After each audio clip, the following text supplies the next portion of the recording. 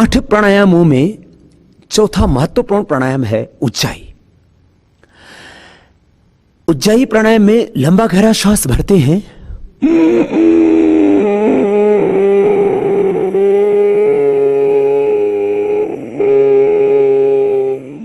भर करके रोक के रखते हैं, और जब रोक के रखते हैं तो जाल अंदर बंद लग जाता है।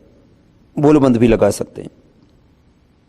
थोड़ी को कंठकूप में लगा देना, जाल अंदर बंद है, और श्वास को अंदर रोक के रखा, या अभ्यंतर कुंभक हो गया। ध्यान मुद्रा या वायु मुद्रा में हाथों को रख सकते हैं।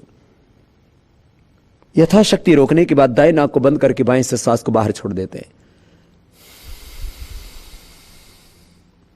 ऐसे इसको 3, 5, 7, 11 बार से लेकर के 21 बार तक कर सकते हैं।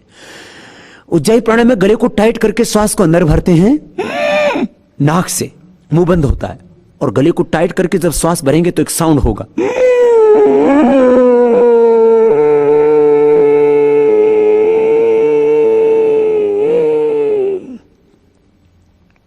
फिर थोड़ी देर रोकने के बाद, यथाशक्ति रोकने के बाद, दाएं नाक को बंद करके बाएं से सांस को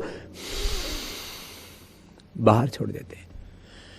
गले की एक्सरसाइज के लिए, थायराइड पैराथायराइड के लिए, थ्रोट इन्फेक्शन के लिए, स्नोरिंग के लिए, खर्राटे, स्लीप एपनिया के लिए, स्टमरिंग के लिए, जो बच्चे तुतलाते हकलाते हैं, टॉन्सिल की प्रॉब्लम के लिए उज्जाई से बेहतर कुछ भी नहीं हो सकता। मॉडर्न मेडिकल साइंस में थायराइड को कंट्रोल करने के लिए, चाहे हाइपोथायराइड हो चाहे हाइपरथायराइड हो, उसके लिए कुछ टैबलेट जरूर बना दिए। वो कंट्रोल कर सकते हैं, क्योर नहीं कर सकते। मॉडर्न मेडिकल साइंस की एक बहुत बड़ी प्रॉब्लम है, वहां बीमारियों की मैनेजमेंट के लिए मेडिसिन्स हैं। बीमारियों को कंट्रोल करने के लिए तो कुछ केमिकल्स और हार्मोन्स विकसित कर दिए गए हैं, लेकिन क्योर करने के लिए नहीं है। ये कपालभाति प्राणायाम थायराइड को क्योर कर देता है, T3, T4, TSS का बैलेंस कर देता है 100%। किसी का 7 दिन में, किसी का 15 दिन में, किसी का 1 महीने में, तो किसी का 3 महीने में थायराइड का रोग पूरी तरह खत्म हो जाता है। स्नोरिंग और स्लीप एपनिया, खर्राटे के लिए और रात को सोते सोते जो श्वास रुक जाते हैं, इसके लिए कोई दवाई नहीं है।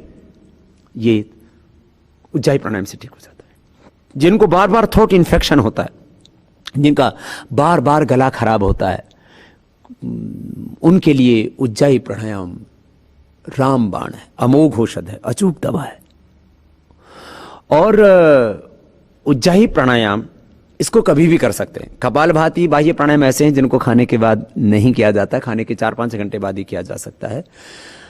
उज्जाई प्राणायाम को, अनुलोम विलोम प्राणायाम को, भस्त्रिका प्राणायाम, भ्रामरी, उद्गीत प्राणायाम, इनको आप शाम को भी खाने के 1-2 घंटे बाद कर सकते हैं। जिनको नींद नहीं आती हो तो वो तो अनुलोम विलोम भ्रामरी प्राणायाम सोते समय जरूर किया करें।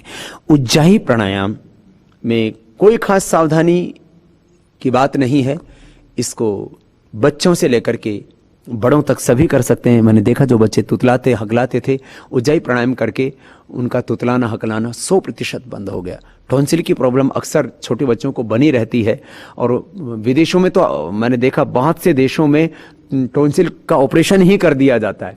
लेकिन आप यदि उज्जाई प्राणायाम करेंगे, बच्चों को भी करवाइए, तो उनको कभी भी जिंदगी में टॉन्सिल की प्रॉब्लम नहीं होगी। और इसका एक खास फायदा हमने देखा, जिनको पार्किंसन की बीमारी है उनके लिए भी, खास करके जिनको गले का पैरालिसिस हो जाता है उनके लिए भी, स्वर भंग के लिए भी, किसी किसी की आवाज बैठ जाती, पहले बहुत होता था, हमने भी बचपन में देखा, हमें भी कई बार ऐसा होता था कि जैसे आवाज बैठ गई, निकलती नहीं थी।